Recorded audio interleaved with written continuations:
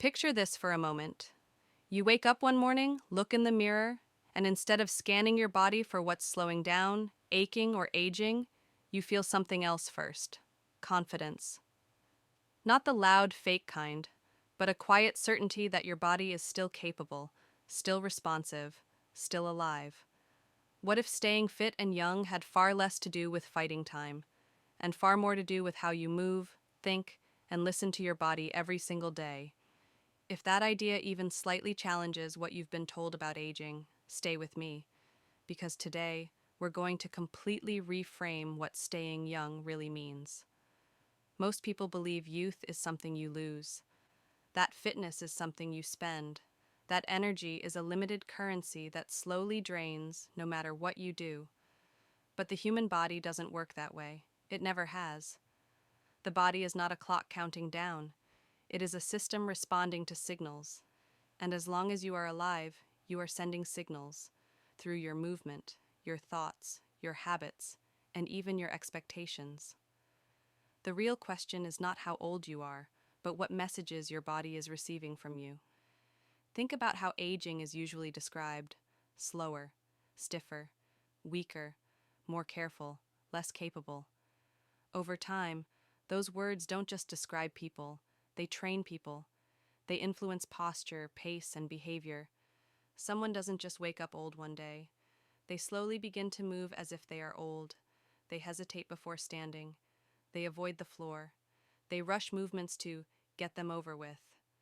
And the body, always obedient, adapts to match those instructions. But biology doesn't recognize fear-based assumptions.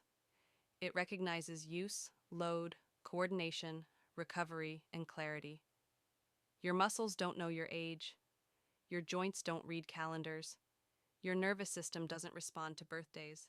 It responds to safety, control, and consistency. When you understand this, staying fit and young stops being about extremes and starts being about intelligence. Staying young is not determined by age, genetics, or luck, but by the signals you send your body every day. The body does not respond to birthdays or calendars. It responds to movement quality, safety, and consistency. When you move with awareness and intention, the body interprets that as a reason to stay capable. Aging accelerates not because time passes, but because signals become weaker, rushed, or fearful. Restore clear signals, and the body responds with strength, energy, and resilience at any age. The nervous system is the gatekeeper of fitness. True fitness is not limited by muscle size or effort, but by nervous system trust. When movement is aggressive or chaotic, the nervous system restricts access to strength to protect the body. When movement is slow, controlled, and deliberate, the nervous system relaxes its grip and allows more muscle fibers to engage. Strength returns not through force, but through permission. Fitness after any age becomes a process of restoring communication, not overpowering the body. Slow, intentional movement produces meaningful tension in muscles while minimizing stress on joints. This type of tension stimulates repair, coordination, and muscle rebuilding without exhaustion or injury. Lowering the body under control, rather than rushing or collapsing, retrains muscles, joints, and balance simultaneously. Strength built through control is reliable, sustainable, and transferable to daily life, making it the most effective form of fitness for long-term youthfulness. Keynote 4: Recovery is where youth is rebuilt. Energy, vitality, and youth are restored during recovery, not during strain. Controlled movement improves circulation, oxygen delivery, and hormonal balance, creating an internal environment that favors repair rather than inflammation. When stress remains manageable and recovery is respected, the body rebuilds efficiently. Consistency, not intensity, becomes the driver of progress.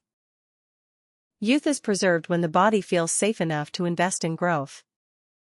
Think about how people move when they believe they're getting old.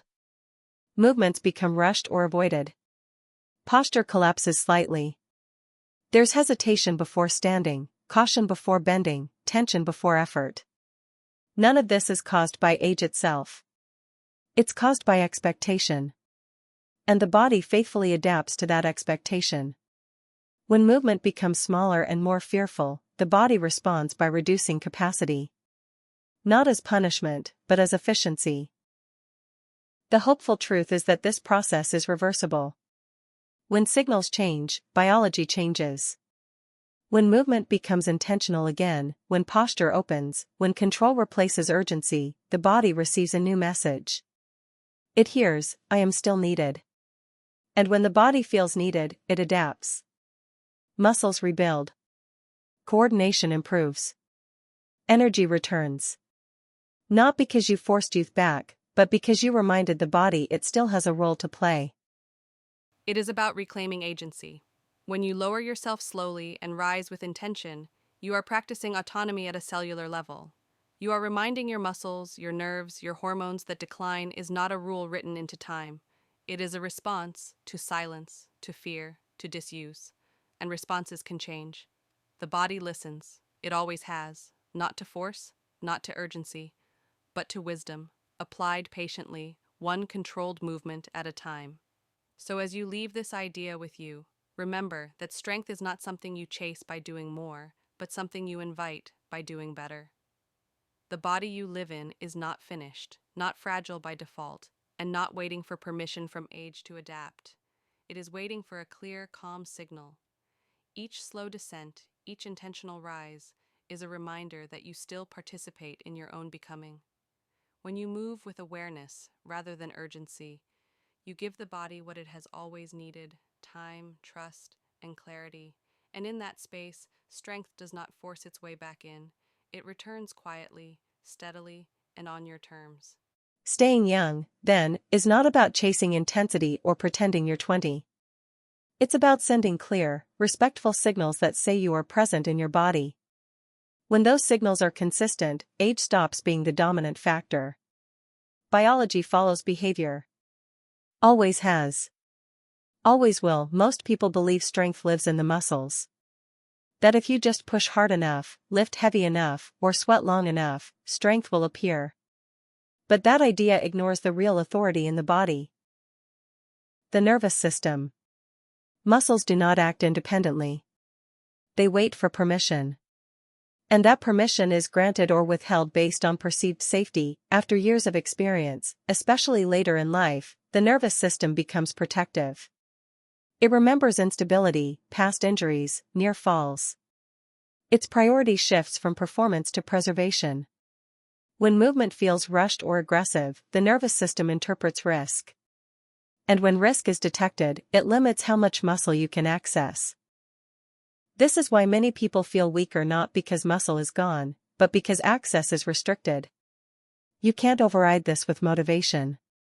You can't yell at the nervous system. You have to communicate with it. And the language it understands best is control. Slow, deliberate movement tells the brain that you know where your body is in space. That balance is being managed. That nothing unexpected is happening. In response, the nervous system relaxes. And when it relaxes, it allows strength to emerge. This is why controlled movement often feels easier yet produces better results. You're not fighting your own protective systems. You're cooperating with them. As access improves, coordination improves. As coordination improves, strength feels more natural, more reliable. Fitness becomes less about effort and more about permission. True fitness is not about how much you can do once. It's about how much the nervous system trusts you to do repeatedly. Restore that trust, and strength follows naturally.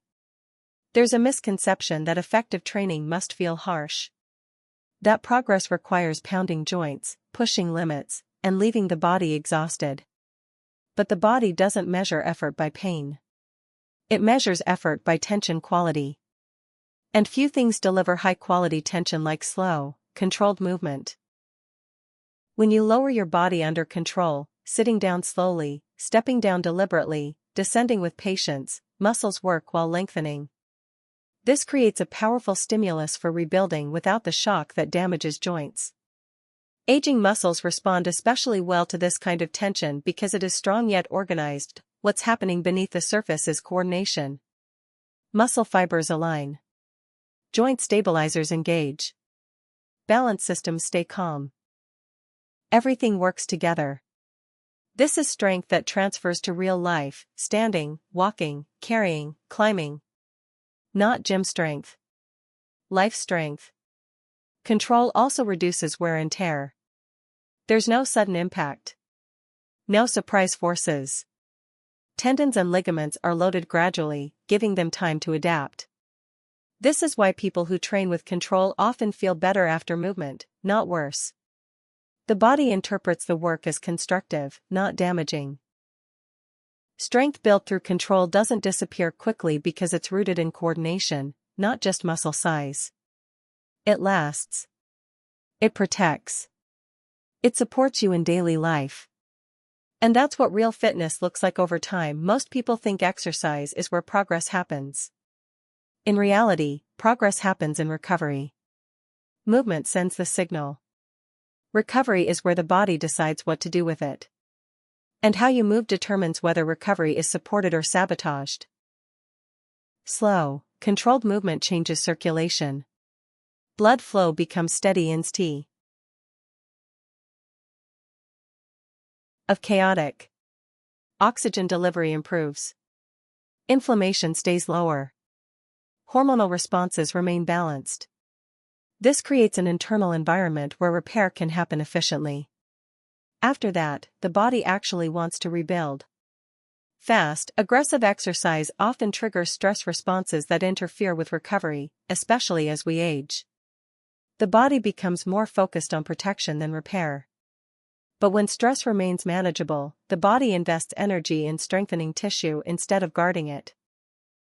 Consistency matters more than intensity here.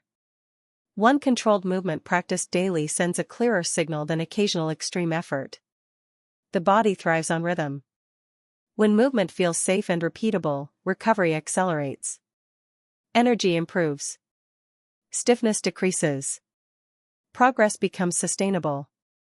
Youth is not preserved by how hard you push. It's preserved by how well you recover. And recovery is optimized when the body feels respected, not threatened.